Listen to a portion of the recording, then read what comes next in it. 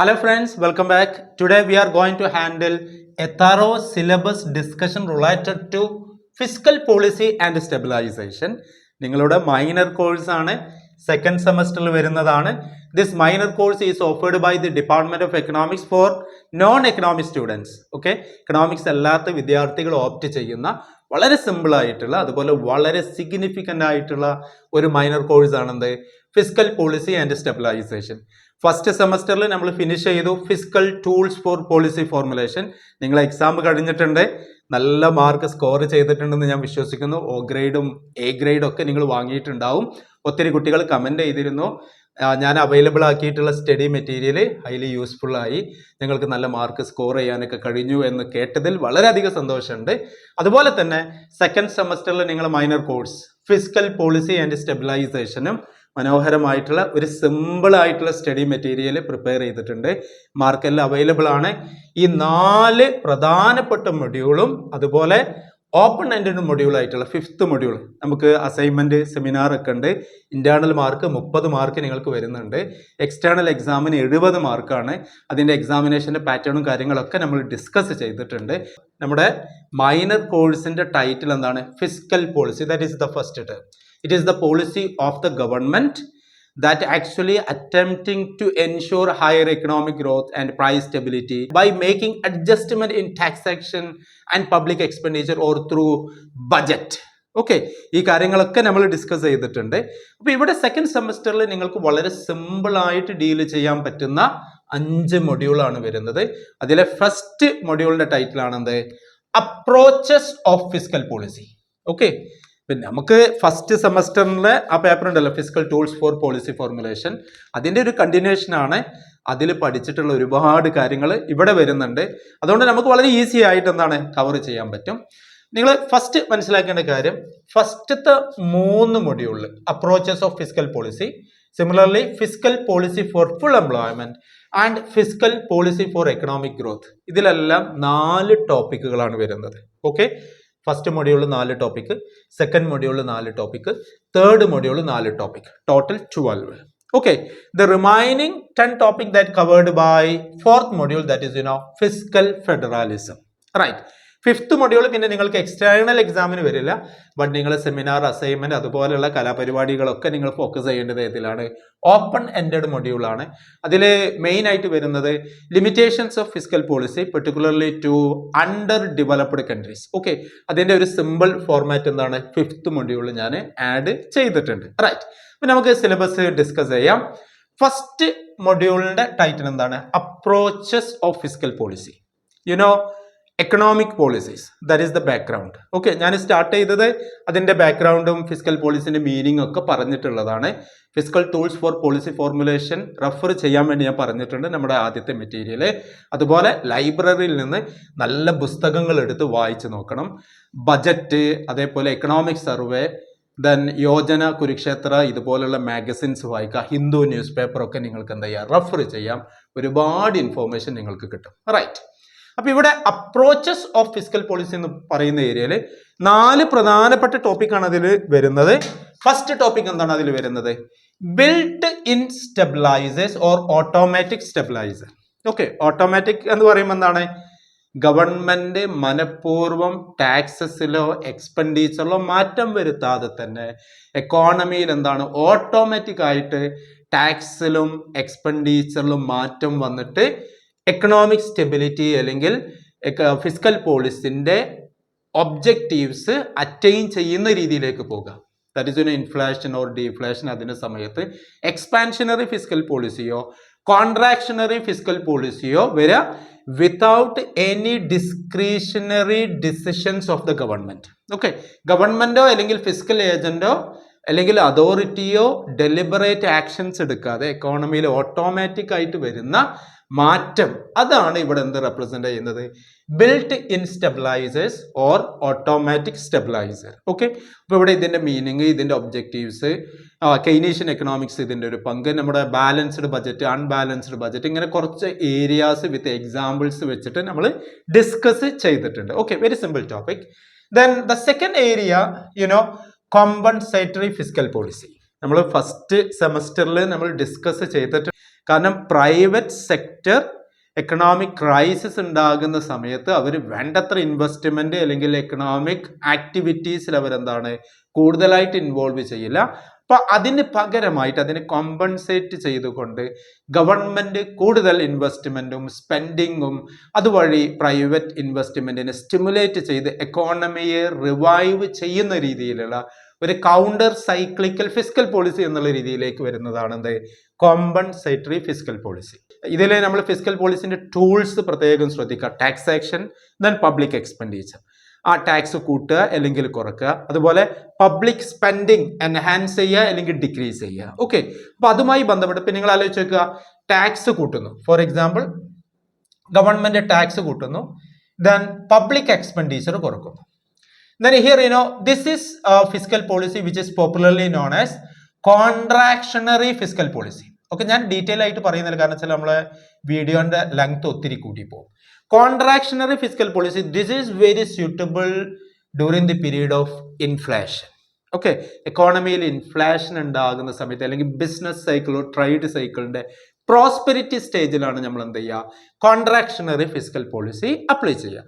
On the other hand expansionary fiscal policy. Okay, money സപ്ലൈക്ക് കൂടാണ്, ഗവൺമെന്റിന്റെ ആക്ടിവിറ്റീസ് കൂടാണ്, ഇൻവെസ്റ്റ്മെന്റ് സ്റ്റിമുലേറ്റ് ചെയ്യാണ്. അവിടെ ഗവൺമെന്റ് ചെയ്യുന്നത് എന്താണ്, ടാക്സ് റേറ്റ് കുറക്കും, അതുപോലെ പബ്ലിക് എക്സ്പെൻഡിച്ചർ കൂട്ടും. ഇതിനെ നമ്മൾ വിളിക്കുന്ന പേരാണെന്ത്, expansionary fiscal policy or fiscal stimulus. Okay, അപ്പൊ ഇങ്ങനത്തെ ടേമും കാര്യങ്ങളൊക്കെ നോക്കുക. ഞാൻ സിലബസിന്റെ കറക്റ്റ് നിങ്ങൾ സ്ലൈഡും കാര്യങ്ങളൊക്കെ കാണിച്ചു തരുന്നുണ്ട്, നല്ല രീതിയിൽ മനസ്സിലാക്കുക. കാരണം സിലബസ് നല്ല രീതിയിൽ മനസ്സിലാക്കിയാലാണ് നാച്ചർ ഓഫ് എക്സാം നമുക്ക് മനസ്സിലാക്കാം, ഏതെല്ലാം ഏരിയ ഏതെല്ലാം രീതിയിൽ ക്വസ്റ്റ്യൻസ് വരും. അതുപോലെ ഒത്തിരി കോമ്പറ്റേറ്റീവ് എക്സാംസിനൊക്കെ highly useful, including UPSC civil service examination. Okay, അപ്പൊ അതൊക്കെ മനസ്സിൽ കണ്ടിട്ട് എന്ത് ചെയ്യുക, നിങ്ങൾ പ്രിപ്പയർ ചെയ്യുക. Then the third topic functional finance approach. Okay, നമുക്കറിയാം classical views on fiscal policy, then similarly modern view of fiscal policy, Keynesian approach ഒക്കെ പഠിച്ചിട്ടുണ്ട്. ഇപ്പോൾ ഫങ്ഷണൽ ഫൈനാൻസ് അപ്രോച്ച് ലേണർ എന്ന് പറയുന്ന എക്കണോമിസ്റ്റിനെ ഞാൻ പരിചയപ്പെടുത്തിയിരുന്നു. അതുപോലെ ഫിസ്ക്കൽ പോളിസി എന്ന് കേൾക്കുമ്പോൾ നമ്മുടെ മനസ്സിലേക്ക് വരുന്ന പ്രധാനപ്പെട്ട എക്കണോമിസ്റ്റ് ആണെന്ത്, ജോൺ മെനാർഡ് കെയ്ൻസ്. പിന്നെ അദ്ദേഹത്തിന്റെ പുസ്തകമായിട്ടുള്ള general theory of employment, interest and money that published in 1936. അല്ലെ, ഗ്രേറ്റ് ഡിപ്രഷൻ വന്നതും അതിനെ ഓവർകം ചെയ്യുന്നതിന് ഗവൺമെന്റിന്റെ ഇന്റർവെൻഷൻ വേണം, ഫിസ്ക്കൽ പോളിസി വേണം, ഇങ്ങനെ കാര്യങ്ങളൊക്കെ ഡിസ്കസ് ചെയ്തിട്ടുള്ള ജോൺ മെനാർഡ് കെയ്ൻസിന് ഓർമ്മ വരിക. That is functional finance approach. ഇതൊക്കെ എസ്എ ടോപ്പിക് 5 മാർക്ക്, അതുപോലെ തന്നെ 2 മാർക്ക് ഒക്കെ ആയിട്ട് ചോദിക്കാം. ഓക്കെ, 5 മാർക്കിൽ നമുക്ക് 6 മാർക്കാണ് അല്ലെ, ഞാൻ 3 ഇയർ പ്രോഗ്രാമിൽ നമുക്ക് 5 മാർക്കാണ്, അതുപോലെ 2 മാർക്ക് അല്ല നമുക്ക് 3 മാർക്കാണ്. ഞാൻ എക്സാമിന്റെ സ്ട്രക്ചറും കാര്യങ്ങളൊക്കെ എഴുതി വീഡിയോ നിങ്ങൾക്ക് വാച്ച് ചെയ്യാം. ദെൻ ഫോർത്ത് ടോപ്പിക് വരുന്നതാണ് ഫസ്റ്റ് മൊഡ്യൂൾ വരുന്ന anti inflationary fiscal policy. Okay, നമുക്ക് എക്കോണമി ഫേസ് ചെയ്യുന്ന പ്രധാനപ്പെട്ട ചാലഞ്ചസ് നമുക്കറിയാമോ, ഒന്ന് ഇൻഫ്ലേഷൻ, പണപ്പെരുപ്പം, വളരെ സിമ്പിൾ ആയിട്ട് നമുക്ക് ഡിസ്കസ് ചെയ്യാൻ പറ്റും. അതേപോലെ വരുന്ന സംഭവമാണ് എന്ത്, ഡീഫ്ലേഷൻ. പക്ഷെ ഇവിടെ ഡിസ്കസ് ചെയ്ത് ആന്റി ഇൻഫ്ലേഷണറി ഫിസ്ക്കൽ പോളിസി. കാരണം നമ്മൾ ഫിസ്ക്കൽ പോളിസി, അതിന്റെ ഓപ്പറേഷൻസ്, അതിന്റെ ടൂൾസിൽ വരുന്ന ഗവൺമെന്റ് എടുക്കുന്ന മാറ്റങ്ങൾ, ഇതിന്റെ ഒരു അപ്ലിക്കേഷൻ ലെവലാണ് ഈ മൊഡ്യൂൾസിലൊക്കെ വരുന്നത്. നിങ്ങൾ നല്ല രീതിയിൽ കൺസെപ്റ്റ് മനസ്സിലാക്കിയാൽ ഈ ടോപ്പിക് വളരെ പെട്ടെന്ന് നിങ്ങൾക്ക് ഈ മൊഡ്യൂൾസ് ഒക്കെ ഫിനിഷ് ചെയ്യാൻ പറ്റും. എസ്പെഷ്യലി ഫസ്റ്റത്തെ 3 മൊഡ്യൂളും അത് ഒരു കണ്ടിന്യൂഷൻ ആണ്. ഫോർത്ത് മൊഡ്യൂൾ പിന്നെ ഫിസ്ക്കൽ ഫെഡറാലിസം ആണ്, central government, state government, local self government, vertical devolution, horizontal devolution, അതുപോലെ ഫൈനാൻസ് കമ്മീഷൻ, ധനകാര്യ കമ്മീഷൻ ഉണ്ടല്ലോ, ആർട്ടിക്കിൾ 280 പ്രകാരം വരുന്ന ധനകാര്യ കമ്മീഷൻ. അങ്ങനെ ഒരു 10 ടോപ്പിക് വരുന്ന ഏരിയ ആണെന്ത്, ഫിസ്ക്കൽ ഫെഡറാലിസം. ഏറ്റവും പ്രധാനപ്പെട്ട മൊഡ്യൂളാണ് ഫോർത്ത് മൊഡ്യൂൾ വരുന്നത്. റൈറ്റ്, അപ്പൊ ഇത്രയും കാര്യങ്ങളാണ്. ഇപ്പൊ ഇൻഫ്ലേഷൻ ഡീഫ്ലേഷൻ എന്ന് പറയുന്നത് വളരെ ഇമ്പോർട്ടന്റ് ആയിട്ടുള്ള ഒരു ഏരിയ ആണ്. നമ്മുടെ എക്കോണമിയിൽ നമ്മൾ ഫേസ് ചെയ്യുന്ന 2 ലാർജ് ഇഷ്യൂ ഓർ കൺസേൺസ് ആണ്. അതിനെ എക്കണോമിക്സിൽ വിളിക്കുന്ന ഒരു പേരുണ്ട്, എക്കണോമിക് ഈവിൾസ് എന്നാണ് വിളിക്കുക. Okay, economic evils. ഈവിൾസ് എന്ന് പറഞ്ഞാൽ എന്താ, ചീത്ത അല്ലെ, എക്കോണമിയിൽ ഇഷ്യൂസ് ഉണ്ടാക്കുന്നത്. കാരണം ഇൻഫ്ലേഷൻ ഒരു പരിധി വിട്ടാൽ എന്താണ്, എക്കോണമിയിൽ ഒരുപാട് ട്രബിൾസ് ഉണ്ടാക്കും. അതുപോലെ ഡീഫ്ലേഷൻ എന്ന് പറഞ്ഞാൽ എക്കണോമിക് ഡിപ്രഷനിലേക്ക് പോകും. രണ്ടും ഡേഞ്ചർ ആണ്. അപ്പൊ ഇതെല്ലാം റെഗുലേറ്റ് ചെയ്ത് കൺട്രോൾ ചെയ്ത് പ്രൈസ് സ്റ്റെബിലിറ്റി, എക്കണോമിക് സ്റ്റെബിലിറ്റി ഉറപ്പുവരുത്തുക എന്നുള്ളതാണ് എന്ത്, ഫിസ്ക്കൽ പോളിസിന്റെ പ്രധാനപ്പെട്ട ലക്ഷ്യം. എന്തിനു വേണ്ടി, to attain rapid economic growth. അപ്പൊ this is about first module. Then second module വരുന്നതാണ് fiscal policy for full employment. Okay, ഒരു ഫിസ്ക്കൽ പോളിസി ടാക്സേഷനും പബ്ലിക് എക്സ്പെൻഡിച്ചറും ബജറ്റ് വഴി നമ്മൾ നടപ്പിലാക്കുമ്പോൾ ഗവൺമെന്റിന് എങ്ങനെ ഫുൾ എംപ്ലോയ്മെന്റ് അറ്റൈൻ ചെയ്യാൻ പറ്റും. എംപ്ലോയ്മെന്റ് അല്ലേ, that is able bodied and willing people getting job, suitable job. ഇക്കോണമിയിലെ ഏറ്റവും പ്രധാനപ്പെട്ട ഏരിയയാണ് ഗെയിൻഫുൾ എംപ്ലോയ്മെന്റ്. കാരണം ആളുകൾക്ക് എംപ്ലോയ്മെന്റ് ഉണ്ടെങ്കിൽ അവർക്ക് വരുമാനം ഉണ്ടാവുള്ളൂ. വരുമാനം ഉണ്ടെങ്കിൽ ആളുകൾക്ക് എന്താണ്, പർച്ചേസിങ് പവർ ഉണ്ടാവുക. അവർ സാധനങ്ങൾ എന്ത് ചെയ്യും, ഡിമാൻഡ് ചെയ്യും. അതുവഴി എക്കോണമി എന്ത് ചെയ്യും, ഫ്ലറിഷ് ചെയ്യും. ഓക്കെ, സേവിങ് കൂടും, ഇൻവെസ്റ്റ്മെന്റ് കൂടും, പോവർട്ടി കുറയും, അൺഎംപ്ലോയ്മെന്റ് കുറയും, ഇങ്ങനെയൊക്കെ പോകുന്നത്. ഓക്കെ, ഇപ്പോൾ ഇവിടെ എംപ്ലോയ്മെന്റ്, ഫുൾ എംപ്ലോയ്മെന്റ് എന്താ, അൺഎംപ്ലോയ്മെന്റ് എന്താ, ഇതിന്റെ കൺസെപ്റ്റ് ഒക്കെ നമ്മുടെ ഈ സ്റ്റഡി മെറ്റീരിയൽ പറയുന്നുണ്ട്. കാരണം നിങ്ങൾക്ക് അതിന്റെ ഒരു കൺസെപ്റ്റ് ഒക്കെ നല്ല രീതിയിൽ മനസ്സിലാക്കിയിട്ട് ഒരു സ്റ്റോറി പോലെ കൊണ്ടുപോകാൻ ശ്രമിച്ചിട്ടുണ്ട്. കാരണം കൺസെപ്റ്റ് പറയുന്നു, അതിന്റെ ഒബ്ജക്റ്റീവ്സ് പറയുന്നു, അപ്ലിക്കേഷൻ പറയുന്നു, ലിമിറ്റേഷൻസ് പറയുന്നു, കൺക്ലൂഷൻ. കാരണം നമുക്കൊരു എസ്സേ എങ്ങനെ മനോഹരമായിട്ട് ഇൻട്രൊഡക്ഷൻ കൊടുക്കുക, മെയിൻ ബോഡി കൊടുക്കുക, കൺക്ലൂഷൻ കൊടുക്കുക, ഫുൾ മാർക്ക് സ്കോർ ചെയ്യാൻ പറ്റുന്ന രീതിയിലാണ് ഡിസ്കസ് ചെയ്തിട്ടുള്ളത്. Here there are 4 topic. First one, role of fiscal policy for attaining full employment. FE എന്ന് പറയുന്നത് ഞാൻ ഇവിടെ ഫുൾ എംപ്ലോയ്മെന്റ് ആണ് ഉദ്ദേശിക്കുന്നത്. Then deficit spending. Deficit spending എന്ന് പറഞ്ഞാൽ ഡെഫിസിറ്റ് എന്ന് പറഞ്ഞാൽ എന്താ, കമ്മി എന്നാണ് അല്ലെ. Public expenditure is greater than public revenue. ഇത്രയും കാര്യങ്ങൾ മനസ്സിലാക്കി ഞാൻ ഡീറ്റെയിൽ ആയിട്ട് പറയുന്നില്ല. കാരണം അതെങ്ങനെ മാനേജ് ചെയ്യുക, നമ്മൾ ബോറോയിങ് ചെയ്യുക, ദെൻ RBIനെ കൊണ്ട് കൂടുതൽ പണം പ്രിന്റ് ചെയ്യിപ്പിച്ച് ഡെഫിസിറ്റ് ഫൈനാൻസിങ് എന്ന് പറയുന്ന കൺസെപ്റ്റ് ഒക്കെ എക്സ്പ്ലെയിൻ ചെയ്യുന്നുണ്ട്. Then third area deficit without spending. Okay, ഗവൺമെന്റിന് കമ്മിയുണ്ട് വിതൗട്ട് സ്പെൻഡിങ്. കാരണം ഗവൺമെന്റിന്റെ ഓവർ എക്സ്പെൻഡിച്ചർ കൊണ്ടല്ല അവിടെ കമ്മി ഉണ്ടായത്. That is also something trouble, ഒരു ബിഗ് കൺസേൺ ആണ് അവിടെ. കാരണം ഗവൺമെന്റിൽ നിന്ന് കിട്ടുന്ന വരുമാനം, റവന്യൂ വളരെ ഷോർട്ടാണ്. എക്കോണമിയിൽ വലിയൊരു ഇഷ്യൂ ആണ് കാണിക്കുന്നത്, deficit without spending. Okay, then fourth one BBM, balanced budget multiplier. It is also known as spending without deficit. വളരെ ഇൻട്രസ്റ്റിംഗ് ആയിട്ടുള്ള ടോപ്പിക്കാണ്. ഞാനൊരു എസ്സേ പ്രതീക്ഷിക്കുന്ന ഏരിയ ആണ്. കുറച്ച് തിയററ്റിക്കൽ ആയിട്ടും കൺസെപ്റ്റൽ ക്ലാരിറ്റി വേണം. ഒരു ഫോർമുല വെച്ചിട്ട് അത് എക്സ്പ്ലെയിൻ ചെയ്തിട്ടുണ്ട്. വളരെ സിമ്പിൾ ആയിട്ട് നമുക്ക് ഡീൽ ചെയ്യാൻ പറ്റും. Now third module, that is fiscal policy for economic growth. Here we needed to understand what is economic growth. സാമ്പത്തിക വളർച്ച, that is the nation is producing more goods and services. Okay, productive capacity, ഗവൺമെന്റിന്റെ economic means രാജ്യത്തിന്റെ economic activities കൂടുക, private sector investment കൂടുക, government വളരെ നല്ല രീതിയിൽ പ്രവർത്തിക്കുക, ദെൻ എക്കണോമിക് ഗ്രോത്ത് അറ്റൈൻ ചെയ്യുക, ദെൻ എക്കണോമിക് ഡെവലപ്മെന്റ് ആ രീതിയിലേക്ക് പോകുക. അപ്പൊ ഇവിടെയും നമുക്ക് 4 പ്രധാനപ്പെട്ട ടോപ്പിക്കാണ്. Then promotion of investment, promotion of saving, interdependency between fiscal policy and economic growth. How can we attain higher economic growth? ഇങ്ങനെ ബന്ധപ്പെട്ട ടോപ്പിക് ഡിസ്കസ് ചെയ്യുന്നുണ്ട്. അതുപോലെ റോൾ ഓഫ് മൾട്ടിപ്ലയർ, കെയ്ൻസിന്റെ കൺസെപ്റ്റ് കാര്യങ്ങൾ അവിടെ ഡിസ്കസ് ചെയ്യുന്നുണ്ട്. ഇങ്ങനെ വരുന്ന വളരെ പ്രധാനപ്പെട്ട ഒരു മൊഡ്യൂളാണ് എന്ത്, തേർഡ് മൊഡ്യൂൾ വരുന്നത്. ഓക്കെ, ദെൻ ലാസ്റ്റ് മൊഡ്യൂൾ ആണെന്ത്, ഫിസ്ക്കൽ ഫെഡറലിസം. ശ്രദ്ധിക്കണം, ഇവിടെ 10 പ്രധാനപ്പെട്ട ടോപ്പിക് വരുന്നുണ്ട്. ഫിസ്ക്കൽ ഫെഡറലിസം എന്ന് പറയുമ്പോൾ നമുക്ക് മനസ്സിലേക്ക് വരുമ്പോൾ ടോപ്പ് ലെയറിൽ എന്താണ്, സെൻട്രൽ ഗവൺമെന്റ് ഉണ്ട്. ദെൻ അതിന്റെ താഴെ എന്താണ്, സ്റ്റേറ്റ് ഗവൺമെന്റ് ഉണ്ട്. അതിന്റെ താഴോട്ടും പോയാലും ഇപ്പൊ ഇന്ത്യന്റെ കേസിലൊക്കെ എന്താണ്, ലോക്കൽ സെൽഫ് ഗവൺമെന്റ് ഉണ്ട്, പഞ്ചായത്ത് രാജ് സിസ്റ്റം. അതേപോലെ അർബൻ ഏരിയാസിൽ നമുക്ക് കാണുന്ന കോർപ്പറേഷൻ അല്ലെങ്കിൽ മുനിസിപ്പാലിറ്റീസ് എന്നൊക്കെ പറയുന്ന സമ്പ്രദായം നമുക്കറിയാം. അപ്പൊ അവരുടെ ആ ഒരു financial relationship, power distribution, okay, നമ്മുടെ ഭരണഘടനയിൽ പറഞ്ഞിട്ടുള്ള union list or central list, state list, then concurrent list, ഇങ്ങനെ ഒത്തിരി കാര്യങ്ങൾ ഡിസ്കസ് ചെയ്യാനുണ്ട്. അതുപോലെ തന്നെ vertical devolution and horizontal devolution പ്രധാനപ്പെട്ട ഒരു ഏരിയ ആണ്. വെർട്ടിക്കൽ ഇംബാലൻസസ് എന്ന് പറയുന്ന ഒരു കൺസെപ്റ്റ് വരുന്നുണ്ട്. അതുപോലെ തന്നെ ഹൊറിസോണ്ടൽ ഇംബാലൻസസ്, പേര് കേൾക്കുമ്പോൾ പേടിക്കണ്ട കേട്ടോ, വളരെ സിമ്പിൾ ആയിട്ടുള്ള ഏരിയ ആണ്. കാരണം സെൻട്രൽ ഗവൺമെന്റിന് കിട്ടുന്ന നികുതിയിൽ നിന്നൊക്കെ കിട്ടുന്ന ഒരുപാട് വരുമാനമുണ്ട്. ആ വരുമാനം സ്റ്റേറ്റുകൾക്ക് എന്ത് ചെയ്യണം, ഷെയർ കൊടുക്കണം. അങ്ങനെ സെൻട്രൽ ഗവൺമെന്റ് സ്റ്റേറ്റുകൾക്ക് കൊടുക്കുന്ന ആ ഒരു ഡിസ്ട്രിബ്യൂഷൻ പറയുന്നതാണ് എന്ത്, വെർട്ടിക്കൽ ഡെവല്യൂഷൻ. ഇപ്പൊ നമ്മുടെ ഗ്രാഫൊക്കെ വരയ്ക്കുമ്പോൾ നമുക്കറിയാലോ, ഇത് വെർട്ടിക്കൽ ആക്സിസ് ആണ്. ഇവിടെ OX എന്ന് പറയുന്നത് എന്താണ്, ഹൊറിസോണ്ടൽ ആക്സിസ് ആണ് അല്ലെ. OY ആക്സിസ് എന്താണ്, വെർട്ടിക്കൽ. വെർട്ടിക്കൽ എന്ന് പറയുമ്പോൾ central government to states. Then distribution among states, ഇപ്പൊ നമ്മുടെ കേരള, കർണാടക, തമിഴ്നാട്, കാശ്മീർ ഇങ്ങനെയൊക്കെ ബന്ധപ്പെട്ട സ്റ്റേറ്റുകളുടെ ഇടയിൽ ഡിസ്ട്രിബ്യൂഷന് പറയുകയാണെങ്കിൽ അതിനെ വിളിക്കുന്ന പേരാണ് horizontal devolution or horizontal distribution.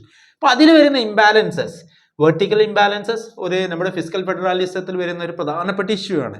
Similarly horizontal imbalances. Okay, അപ്പൊ ഇങ്ങനത്തെ ഏരിയ ഡിസ്കസ് ചെയ്യുന്ന വളരെ ഇമ്പോർട്ടൻ്റ് ആയിട്ടുള്ള ഏരിയ ആണ് എന്ത് ഫിസിക്കൽ ഫെഡറലിസം എന്ന് പറയുന്നത്. India has a quasi federal nation എന്നൊക്കെ പറയാറുണ്ട് അല്ലെ. America is the best example for fiscal federalism. Okay, അപ്പൊ അവിടെ ആ കാര്യങ്ങളൊക്കെ ഡിസ്കസ് ചെയ്യാം. ദെൻ ഫോർത്ത് മൊഡ്യൂൾ വരുന്ന വളരെ പ്രധാനപ്പെട്ട ഏരിയ ആണ് എന്ത് finance commission. This is very very important. Okay, വളരെ ഡീറ്റെയിൽ ആയിട്ട് നമ്മുടെ സ്റ്റഡി മെറ്റീരിയൽ ഞാൻ ഡിസ്കസ് ചെയ്തിട്ടുണ്ട്. അതുപോലെ തന്നെ ലൈബ്രറിയിൽ നിന്ന് നിങ്ങൾ നല്ല പുസ്തകം എടുത്തിട്ട് നിങ്ങൾ എന്ത് ചെയ്യുന്നത് റെഫർ ചെയ്യണം. ഫൈനാൻസ് കമ്മീഷൻ അപ്പോയിന്റ് ചെയ്യുന്നത് പ്രസിഡന്റ് ആണ് as per the article of 280 of the Indian constitution. Article 280 base ചെയ്തിട്ട് നമ്മൾ അപ്പോയിന്റ് ചെയ്യുന്ന ഫൈനാൻസ് കമ്മീഷനാണ്. ലേറ്റസ്റ്റ് ഫൈനാൻസ് കമ്മീഷൻ വരുന്നത് 16th ഫൈനാൻസ് കമ്മീഷനാണ്. നമ്മുടെ സിലബസിൽ പറയുന്നുണ്ട് ലേറ്റസ്റ്റ് ഫൈനാൻസ് കമ്മീഷന്റെ.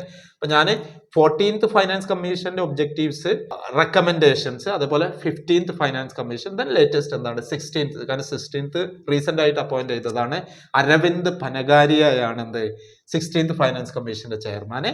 അപ്പൊ ആ കാര്യങ്ങൾ, അവരുടെ പവേഴ്സ്, അവരുടെ ഫങ്ഷൻസ്, റോള്, ഈ കാര്യങ്ങളൊക്കെ ഡിസ്കസ് ചെയ്യുന്ന ഒരു ഏരിയ ആണ് എന്ത് ഫിസിക്കൽ ഫെഡറലിസം. അപ്പൊ അവിടെ കാരണം ഫൈനാൻസ് കമ്മീഷൻ ഇവിടെ വരാനുള്ള കാരണം എന്താണ്, സെൻട്രൽ ഗവൺമെന്റിന്റെ ഫണ്ട്, അവരുടെ ഷെയർ, അതേപോലെ സ്റ്റേറ്റുകളുടെ share, grants in aid, okay, ഈ കാര്യങ്ങളൊക്കെ ഡിസ്കസ് ചെയ്യുന്നതും അത് റെക്കമെൻഡ് ചെയ്യുന്ന ഒരു കോൺസ്റ്റിറ്റ്യൂഷണൽ ബോഡി, നമ്മുടെ ഭരണഘടനയിലെ ആർട്ടിക്കിൾ 280 പ്രകാരം. അതുകൊണ്ടാണ് finance commission is A constitutional body എന്ന് വിളിക്കുന്നത്. നീതി ആയോഗ് ഒന്നും എന്തല്ല, കോൺസ്റ്റിറ്റ്യൂഷണൽ ബോഡി അല്ല. ഓക്കെ, അപ്പൊ ആ കാര്യങ്ങളൊക്കെ മനസ്സിലാക്കുക. അത് വളരെ ഡീറ്റെയിൽ ആയിട്ട് എക്സ്പ്ലെയിൻ ചെയ്തിട്ടുണ്ട്. ഓക്കെ, അപ്പൊ ഇത്രയും വരുന്ന 4 പ്രധാനപ്പെട്ട മൊഡ്യൂളാണ് എന്ത് ഫിസിക്കൽ പോളിസി ആൻഡ് സ്റ്റെബിലൈസേഷനിൽ വരുന്നത്. പ്ലസ് നിങ്ങൾക്ക് എന്താണ് ഒരു ഓപ്പൺ എൻഡഡ് മൊഡ്യൂൾ വരുന്നുണ്ട്. അതിൽ മെയിൻ ആയിട്ട് ഫോക്കസ് ചെയ്യുന്നത് എന്താണ് limitations of fiscal policy. Okay, limitations of fiscal policy linked to under developed countries. Okay, ഇപ്പൊ ഇന്ത്യന്റെ കേസിലൊക്കെ ആയിട്ട് നമ്മൾ അത് ഡിസ്കസ് ചെയ്തിട്ടുണ്ട്. അപ്പൊ ഞാൻ ഒത്തിരി പോയിന്റ്സ്, ലിമിറ്റേഷൻസ് അതിൽ കൊടുത്തിട്ടുണ്ട്. നിങ്ങൾക്ക് ഫർദർ റീഡിങ് കാര്യങ്ങളൊക്കെ നടത്താം. പ്ലസ് ആ ലിമിറ്റേഷൻസ് നമുക്ക് എങ്ങനെ ഓവർകം ചെയ്യാം എന്നുള്ളതും കൊടുത്തിട്ടുണ്ട്. നിങ്ങൾ അസൈൻമെന്റ്, അതേപോലെ സെമിനാർ അത് മാത്രം പ്രിപ്പയർ ചെയ്താൽ പോരാ, ഒരുപാട് കാര്യങ്ങൾ നിങ്ങൾ വായിക്കണം. അതേപോലെ നിങ്ങൾക്ക് ചാപ്റ്ററിൽ നിങ്ങൾക്ക് എക്സാമിന് വരാൻ സാധ്യതയുള്ള വളരെ കുഞ്ഞു അഡീഷണൽ റീഡിങ്സ് കൊടുത്തിട്ടുണ്ട്. ഓക്കെ, ഇപ്പൊ ഞാൻ ഫിസിക്കൽ പോളിസിന്റെ കൺസെപ്റ്റ് പറയുമ്പോൾ ട്രഡീഷണൽ വ്യൂ നമ്മൾ ഫസ്റ്റ് സെമ്മിൽ ഡിസ്കസ് ചെയ്തിട്ടുണ്ട്. അതേപോലെ മോഡേൺ വ്യൂ, അതിന്റെ ഒരു സിമ്പിൾ ഒരു അനാലിസിസ് അവിടെ കൊടുത്തിട്ടുണ്ട്. ഓക്കെ, അപ്പൊ നിങ്ങൾക്ക് എക്സാമിന് ചോദിക്കാൻ സാധ്യതയുള്ള ഏരിയ ആയിട്ട് തന്നെ കൊടുത്തിട്ടുള്ളത്. ഓക്കെ, അപ്പൊ ഇത്രയും കാര്യങ്ങളാണ് നമുക്ക് ഈ മൊഡ്യൂളിൽ ഈ മൈനർ കോഴ്സിൽ നമുക്ക് ഡിസ്കസ് ചെയ്യാനുള്ളത്. അപ്പൊ സെക്കൻഡ് സെമസ്റ്റർ എന്താ ചെയ്യുക, വളരെ നല്ല ഉഷാറായിട്ട് ഈ മൈനർ കോഴ്സ് ഡീൽ ചെയ്യുക, എക്സാമിന് നല്ല മാർക്ക് സ്കോർ ചെയ്യുക. നിങ്ങളെ സ്റ്റഡി മെറ്റീരിയൽ എന്താണ് നിങ്ങൾക്ക് ഉപയോഗപ്പെടുത്തുക, നല്ല ഷോർട്ട് നോട്ടും കാര്യങ്ങൾ ഉണ്ടാക്കുക, സമ്മറി നോട്ട് ഉണ്ടാക്കുക, റിവിഷൻ നടത്തുക, എക്സാമിന് നല്ല മാർക്ക് സ്കോർ ചെയ്യും.